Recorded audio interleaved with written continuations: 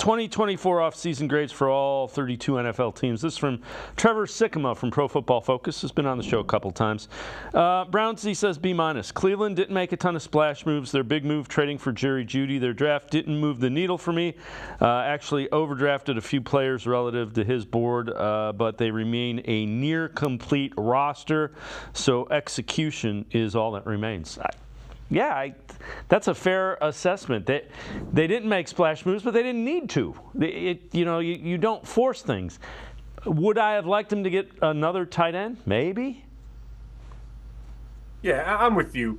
And we had that discussion about the draft, right? Like, the draft was only going to be so exciting without a first-round pick. They wanted to get younger and deeper on both interiors. Those are not exciting picks.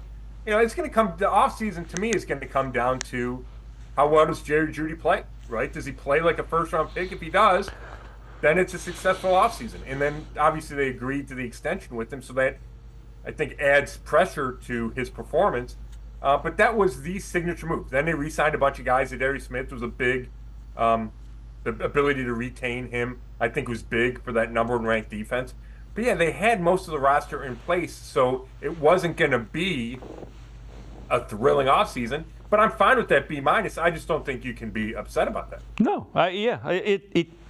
that's what good teams do. Good teams, they got guys back that they needed to get back. They added a couple. I had no problem at all. I thought the Jerry Jeudy extension was a really I think it's a smart move. It's consistent with the way Andrew Berry has done business. It is. You know what?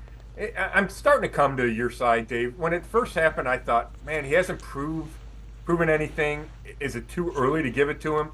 Do you need him in your building and see him work?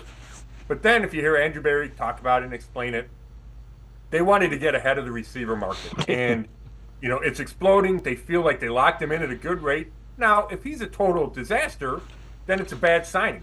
But if he's good like they think he is, and if you trade for him, you think he's going to be good, right? You don't trade for him on a whim, then the extension makes all the sense.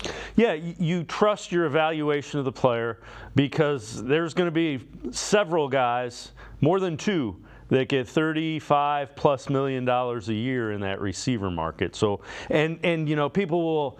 I'm tired of people saying Jamar Chase and Justin Jefferson have nothing to do with Jerry Jeudy's contract. Well, yeah, if the top end of the market is 35, everything else gets pushed up. So it's got everything to do with it. Stop sending me those emails; they drive me up a wall.